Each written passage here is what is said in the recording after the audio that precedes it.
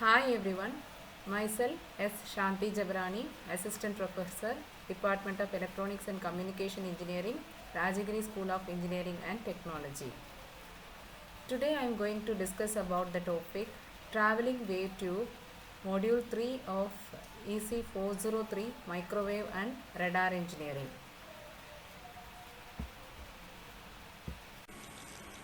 First we will discuss about the introduction part.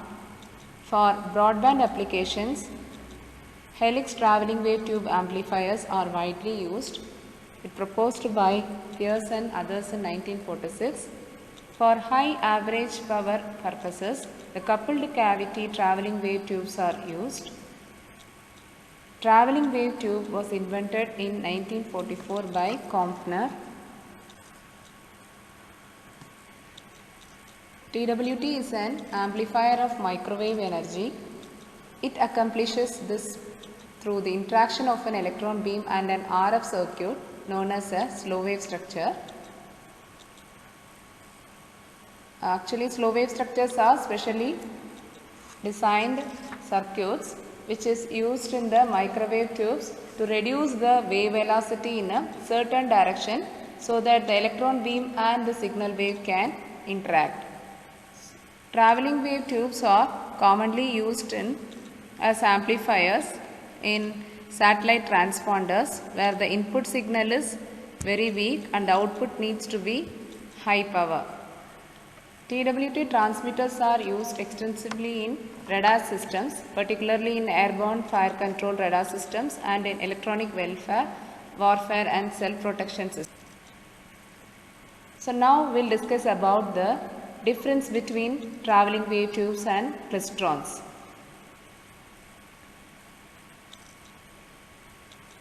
In the case of TWT, the microwave circuit is non-resonant. The interaction of electron beam and RF field in the TWT is continuous over the entire length of the circuit, but the interaction in the klystron occurs only at the gaps of a few resonant cavities. So we studied the klystron in the first module. So in the klystron, the interaction between the electron beam and the RF field takes place only at the cavity gaps. But here it takes place over the entire length of the circuit, so its interaction process is continuous. The wave in the TWT is a propagating wave, the wave in the klystron is not. In the coupled cavity TWT, there is a coupling effect between the cavities, whereas each cavity in the klystron operates independently.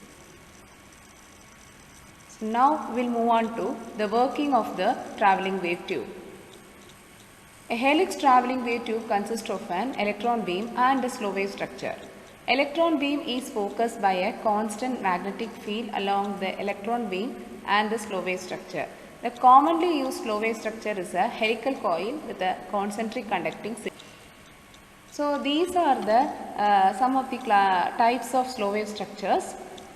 So the first one is nothing but the helical line, and the second one is the folded back line, and this is a zigzag line, and the fourth is interdigital line, and the fifth one is corrugated waveguide.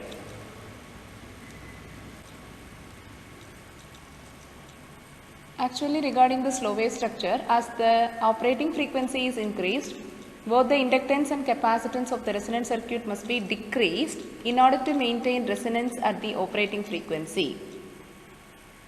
Because the gain bandwidth product is limited by a resonator circuit, the ordinary resonator cannot generate a large output.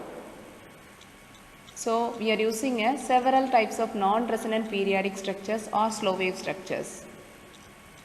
So these are designed for producing a large gain over a wide bandwidth. That is why it is used for the broadband applications.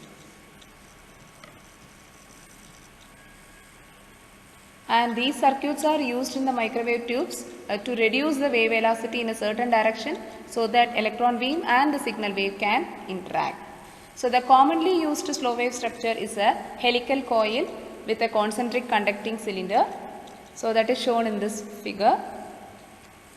So it can be shown that the ratio of the phase velocity along the pitch to the light velocity along the coil which is given by this equation. Vp divided by C is equal to P by square root of P squared plus pi d whole squared into is equal to sine psi, where C is nothing but the velocity of light in free space and P is nothing but the helical pitch, d is the diameter of the helix, psi is the pitch angle.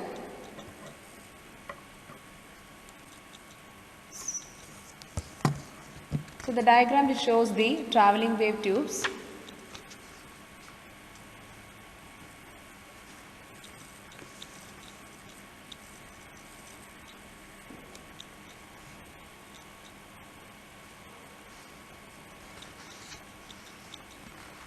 So now we will see the working of the travelling wave tube.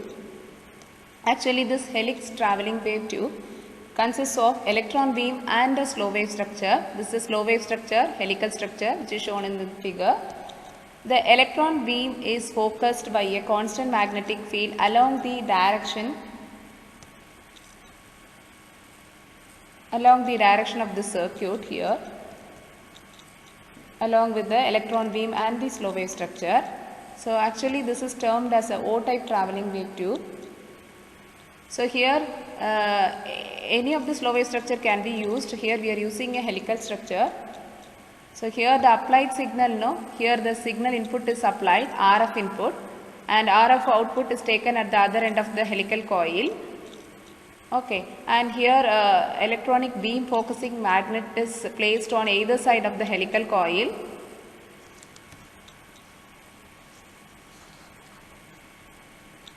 Here the applied signal, RF input, that is propagated around the turns of the helix and produces an electric field at the center of the helix directed along the helical axis. So the axial electric field progresses with a velocity that is very close to the velocity of light multiplied by the ratio of helical pitch to helical circumference.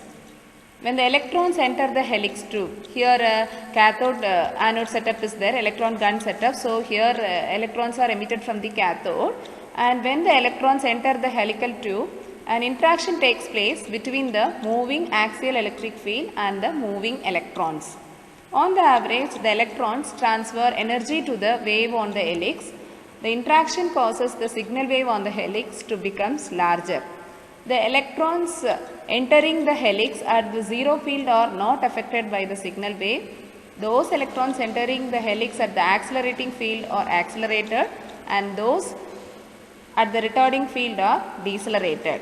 This is the process we have seen in the klystron itself, like velocity modulation process. As the electrons travel further along the helix, they bunch at the collector end. The bunching shifts the phase by pi by 2. Each electron in a bunch encounters a stronger retarding field. Then the microwave energy of the electron is delivered by the electron bunch to the wave on the helix, so that the amplification of the signal wave is accomplished. This is a simplified diagram. So here a magnetic focusing structure is shown.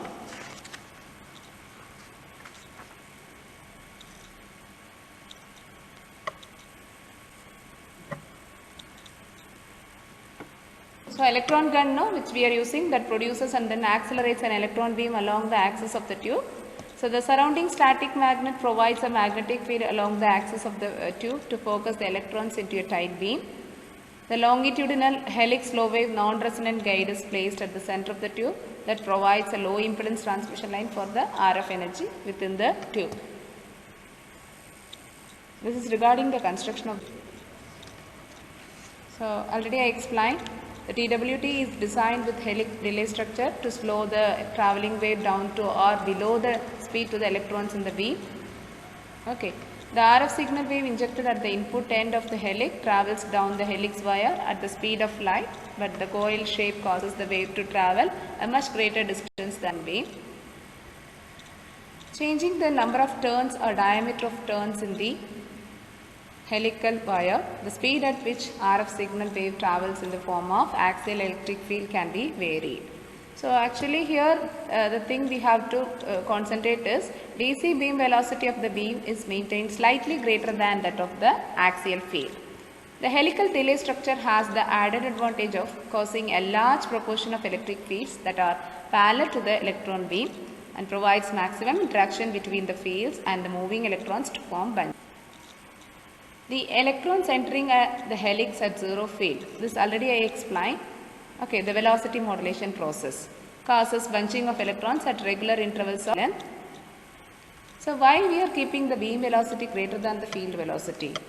As the DC velocity of the beam is maintained by slightly greater than the phase velocity of the travelling wave, then more electrons face the retarding field than the accelerating field, and a greater amount of kinetic energy is transferred from beam to the electronic field. Thus the field amplitude increases, forming a more compact bunch, and a large amplification of the signal voltage appears at the output. And what is the need of alternator? So in a diagram, in the center portion, alternator is connected in the helical coil, and alternator is placed over a part of the helix on midway to attenuate any reflected waves generated due to the impedance mismatch. It is placed after sufficient length of the interaction region so that the attenuation of the amplified signal is insignificant compared to the amplification. The comparison of travelling wave tube amplifier and klystron amplifier.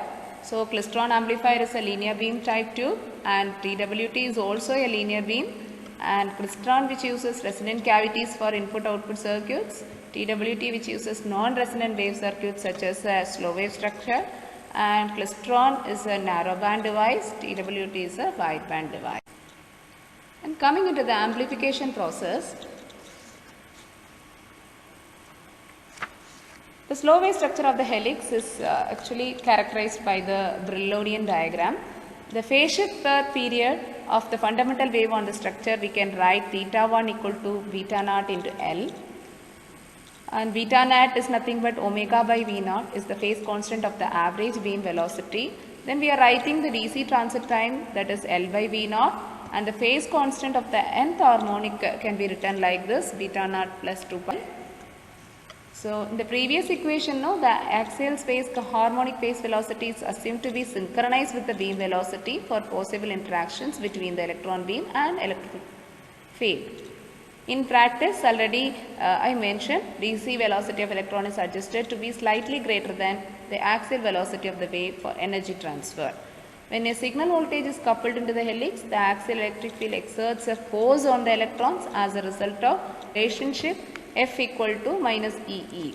So that now the motion of electrons in the helical travelling wave tube quantitatively analyzed in terms of the axial electric wave. So we can write the travelling wave propagating in the Z direction. So the Z component of the electric field can be written as E1 sine of omega t minus beta p. So now the equation of motion of electron actually is given by m into dV by dt is equal to minus E into E is that we have to substitute here. Then by assuming the velocity of the electron in this way, we can able to differentiate this velocity so that we will get dV by dt, where V naught is nothing but the DC electron velocity, VE is nothing but the magnitude of velocity fluctuation, omega E is the angular frequency of velocity fluctuation, theta E is the phase fluctuation. So that by comparing both the sides, so we can able to get this equation. And for interactions between the electrons and the electric field, the velocity of the velocity modulated electron beam must be approximately equal to the DC velocity. So by means of Z, we can write the Z distance travelled by the electrons, Z equal to V naught into T by T minus T naught. So that now the equation becomes in this way. By comparing the left and right hand sides, we can able to get the VE, omega E, theta E in this way. So it can be seen from that magnitude of the velocity fluctuation of the electron beam is directly proportional to the magnitude of the action. Performance characteristics. The frequency ranges between 0.5 GHz to 95 GHz. And regarding the power, it's a low power TWT means 5 milliwatt power, and for a continuous wave it's 250 kilowatt, and for pulsed it's 10 megawatt. Noise figure ranges from 4 dB to 6 dB, and for efficiency practically 5% to 20%. So now we'll move to the applications of travelling wave tube amplifier. It is used in low noise RF amplifier in broadband microwave receivers. as a repeater amplifier in wideband communication links and coaxial cable, power output tubes in communication satellites, continuous wave high power TWTs are used in troposcatter links, airborne and shipborne pulsed high power radars, ECM ground based radars use traveling wave tube amplifiers. Thank you.